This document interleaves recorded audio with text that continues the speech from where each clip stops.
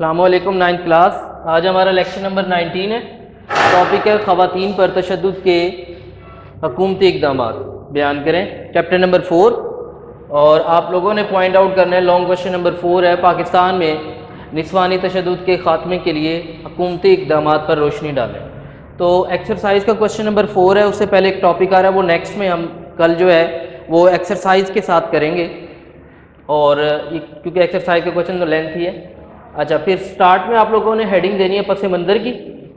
پاکستان جب بنا تو اس کا بنانے کا مین مقصد یہ تھا کہ وہاں پر اسلام کے اصولوں کو نافذ کیا جا سکے، نفاذ اسلام کے لیے عمل میں لایا گیا تھا پاکستان کا وجود۔ یہاں پر عورتوں پر تشدد اور ان کے بنیادی حقوق کے لیے قرآن اور سنت کی روشنی میں قوانین تشکیل دیے گئے۔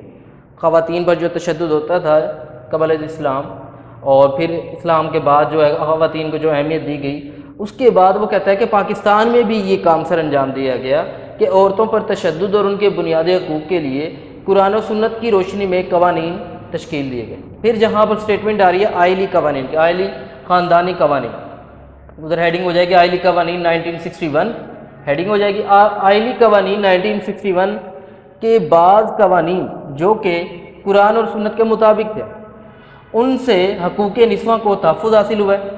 عورتوں پر مظالم اور حقوق کو ختم کرنے، غصب کرنے یا چھیننے سے متعلق اسمبلی میں، قومی اسمبلی میں اور سینٹ میں ترمیمی کہتے ہیں تبدیل شدہ ترمیمی بل بھی منظور کیے گئے۔ پھر مین سینٹر میں آپ لوگ ہیڈنگ کر لیں گے حکومتی اقدامات۔ کوشچن ہمارا یہ کہ حکومت کیا کیا اقدامات کر رہی ہے خواتین پر تشدد کے خاتمے کے لیے۔ پہلی ہیڈنگ ہو جائے گی کہ پنجاب میں کم عمری کی شادی پر پابندی کا ایکٹ، اور 2015 پاکستان میں کم عمری کی شادی کا رواج عام ہے۔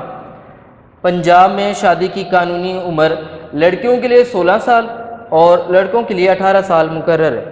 شادی ایکٹ میں ترمیم کی گئی، اور اس کے علاوہ یہ کہا گیا کہ اگر والدین، نکاح رجسٹرار یا یونین کونسل کا عملہ 16 سال سے کم عمر اور 18 سال سے کم عمر لڑکوں کی شادی کرواتا ہے تو ان کو قید اور بہاری جرمانے کی سزا دی جائے گی۔ ٹھیک ہے، یہ پارٹ ہو گیا۔ اس کے بعد نیکسٹ ہیڈنگ ہوگی حکومت پنجاب کا تحفظ نسواں ایکٹ 2016، 15 لکھا ہوا اسے 16 کر لیں گے کیونکہ 2016 میں وہ ایکٹ جو ہے وہ بل جو ہے وہ پاس ہوا۔ خواتین کو تحفظ فراہم کرنے کے لیے 24 فروری 2016 کو پنجاب حکومت نے ایک قانون منظور کیا۔ یہ ایکٹ مختلف جرائم سے خواتین کو تحفظ دیتا ہے، جیسے کہ تشدد کا اظہار، گھریلو بدسلوکی، جذباتی نفسیاتی بےہودگی اور سائبر کرائم جو کہ کمپیوٹر اور انٹرنیٹ کے ذریعے کیے جانے والے جرائم ہیں وہ اس کے اندر شامل ہیں۔ تو ان سے تحفظ دینے کے لیے قانون جو ہے 24 فروری 2016 کو یہ منظور کیا گیا۔ اس کے بعد نیکسٹ جو ہے اسٹیٹمنٹ آ رہی ہے سینٹر میں کہ خواتین کے تحفظ اور ان کو بااختیار بنانے میں حکومتی اقدامات بیان کریں۔ سٹارٹ میں آپ لوگوں نے ہیڈنگ دینی ہے انسداد تشدد مراکز کا قیام۔ انسداد کہتے ہیں خاتمے کو، ٹھیک ہے، تشدد کے خاتمے کے لیے مراکز کا قیام۔ بہت سی خواتین تشدد کے خلاف آواز نہیں اٹھاتی ہیں کیونکہ انہیں لگتا ہے کہ اگر وہ اس کے خلاف کوئی آواز اٹھاتی ہیں تو ان کے اوپر غور نہیں کیا جائے گا۔ ان باتوں کو مد نظر رکھتے ہوئے صوبائی حکومت نے ضلعی سطح پر انسداد تشدد مراکز برائے خواتین قائم کیے جو صبح سے شام تک کھلے رہتے ہیں، اور وہاں پر جو عملہ ہے وہ بھی خواتین کا ہی ہے۔ ٹھیک ہے، اب کیا کیا اس کے اندر پروسیجر آ رہا ہے کہ جو یہ مراکز بنائے گئے ہیں اس کے اندر کیا کیا چیزیں کی جاتی ہیں۔ سب سے پہلے پولیس تک رسائی، پولیس تک پہنچنا۔ ان مراکز میں تشدد سے متاثرہ خواتین کو پولیس تک رسائی حاصل جو ہے دی جاتی ہے۔ مثال کے طور پر اگر کسی کو نہیں پتا تو وہ ان مراکز کے ذریعے جو ہے پولیس سے کانٹیکٹ کر سکتے ہیں۔ پھر اس کے بعد ہے پناہ گاہوں کی فراہمی۔ پناہ گاہیں متاثرہ خواتین کے رشتہ دار پسماندگان کو ضرورت پڑنے پر، جو اس سے متعلقہ ہے، پڑنے پر طبی قانونی امداد بھی مہیا کی جاتی ہے، اور اگر ضروری ہو تو انہیں پناہ گاہیں بھی میسر کی جا سکتی ہیں جہاں پر وہ رہ سکتے ہیں۔ نمبر 3 ہو جائے گا محافظ ٹیموں سے رابطہ۔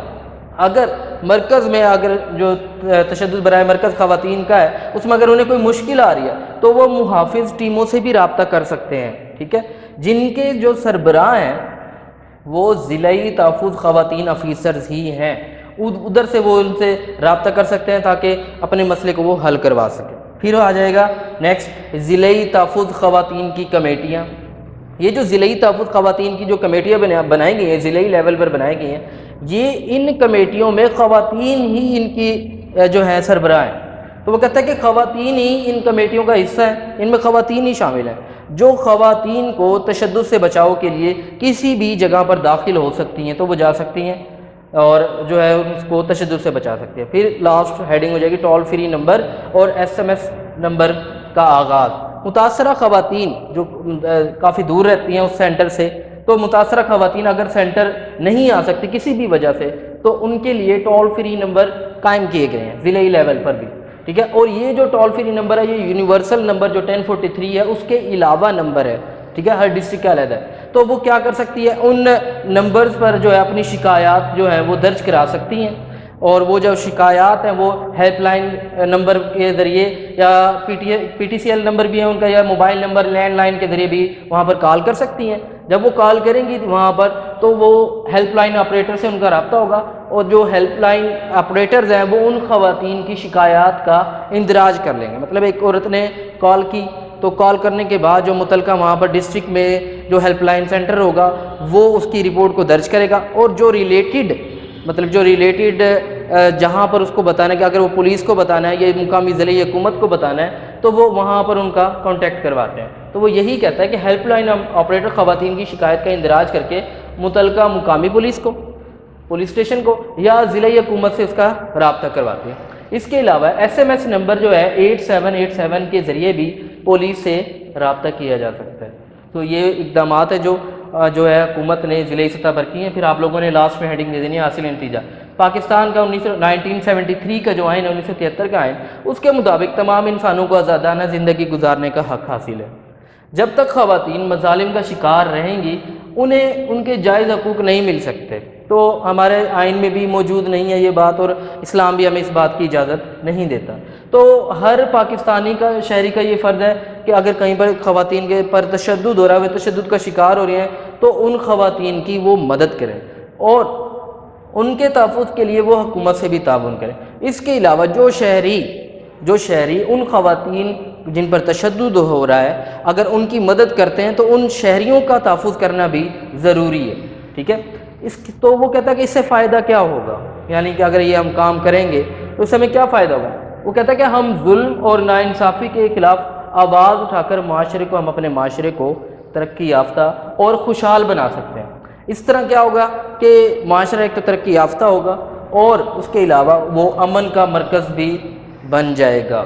تو یہ جو کویسچن ہے کہ حکومتی سطح پر جو ہے کیا اقدامات اٹھائے جا رہے ہیں خواتین پر تشدد کے، وہ لانگ کویسچن نمبر 4 جو ہے وہ یہاں پر اینڈ ہو جائے گا. اس کے بعد نیچے جو ہے ایک پیسیج آ رکھا ہے کہ آپ جانتے ہیں، اس میں 2 آبجیکٹیو ہیں. آپ لوگوں نے وہ پورا پیراگراف جو MCQs کے لیے انڈر لائن کر لینا ہے. ایک تو یہ ہے کہ انسانی حقوق کا منشور جو ہے وہ کب ہوا، منظور 1948 میں، یہ آبجیکٹیو ہے. اور خواتین کے خلاف امتیازی سلوک کے خاتمے کا جو کنونشن تھا وہ کب ہوا، وہ ہوا 1949 میں.